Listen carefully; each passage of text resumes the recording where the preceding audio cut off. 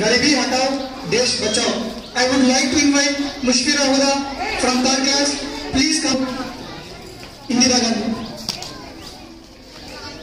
Assalamualaikum warahmatullahi wabarakatuh. గౌరవనీయులైన ఉపాధ్యాయులకు మరియు నాతోటి విద్యార్థులకు అస్సలాము అలైకుం. ముందుగా అందరికీ స్వాతంత్ర దినోత్సవం శుభాకాంక్షలు. నేను ఈ రోజు